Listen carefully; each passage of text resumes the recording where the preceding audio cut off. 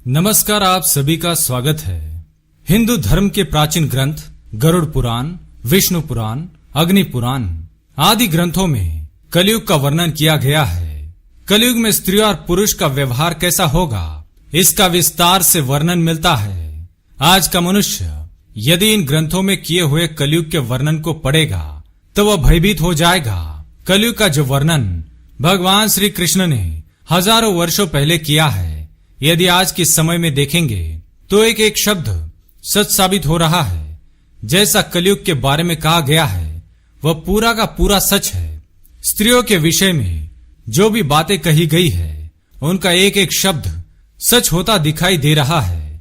आज हम आपको भगवान श्री कृष्ण द्वारा वर्णित कलयुग के बारे में बताने जा रहे हैं। गरुड़ जी द्वारा पूछे जाने पर भगवान श्री कृष्ण ने उन्हें कलयुग की भयावहता का वर्णन किया है। श्री कृष्ण कहते हैं, सतयुग, त्रेता युग, द्वापर युग और कलयुग, ये 4 युग है।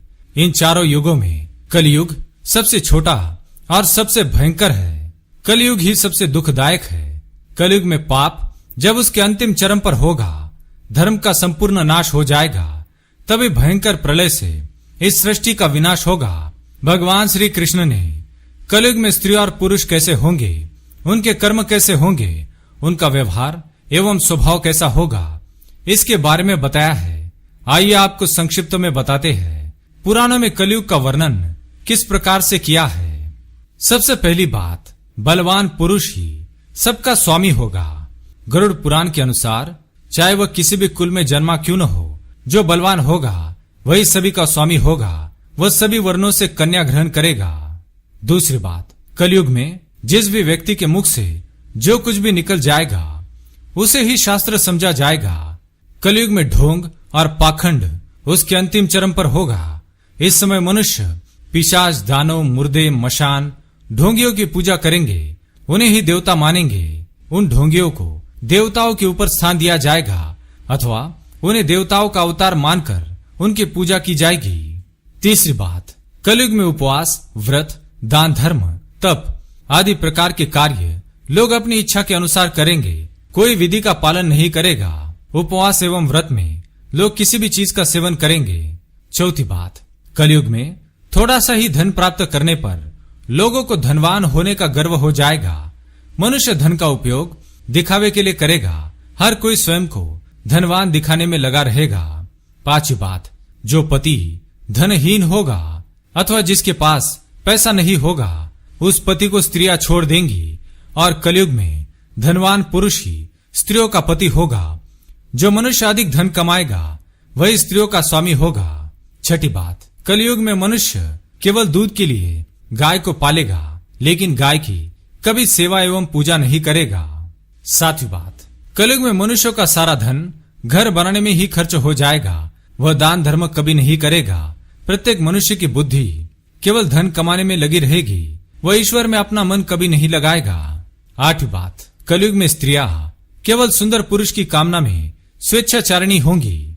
वह सुंदर पुरुष की राह में वह शास्त्र, दंड, धर्म किसी को नहीं मानेगी। सभी स्त्रियां पापी तथा व्याभिचारी पुरुषों से ही प्रेम करेंगी। सदाचारी और धर्म के पथ पर चलने वाले पुरुषों से सभी स्त्रियां द्वेष करेंगी।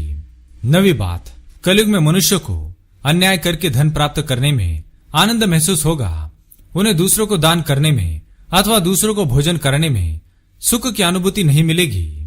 10वीं बात, कलयुग में मनुष्य एक एक दमड़ी के लिए स्वार्थ करेंगे, किसी को एक दमड़ी की भी सहायता नहीं करेंगे। 11वीं बात, कलयुग में लोग बिना स्नान किए भोजन करेंगे। अग्नि देवता एवं अतिथियों का पूजन नहीं करेंगे।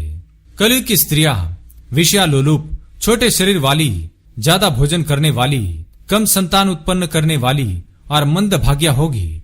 वे दोनों हाथों से अपने सिर को खुजलाते हुए गुरुजनों एवं पति का अपमान करेगी। कलयुग की महिलाएं अपना ही पेट पालने में तत्पर तथा गंदा रहने वाली, कड़वी वाणी बोलने वाली और झूठ बोलने वाली होगी। कलयुग की स्त्रियां दुराचारी पुरुषों की इच्छा रखने वाली और पराय पुरुषों के साथ स्वच्छंद होकर विहार करेंगी। कलयुग में योग, तपस्या और सात्विक भोजन के अभाव से लोग छोटी आयु में ही मृत्यु को प्राप्त करेंगे। कलयुग का अंत समय निकट आने पर महिलाएं 7-8 वर्ष की आयु में ही गर्भवती बनेगी और 12 वर्ष की आयु में ही उनके बाल पक जाएंगे।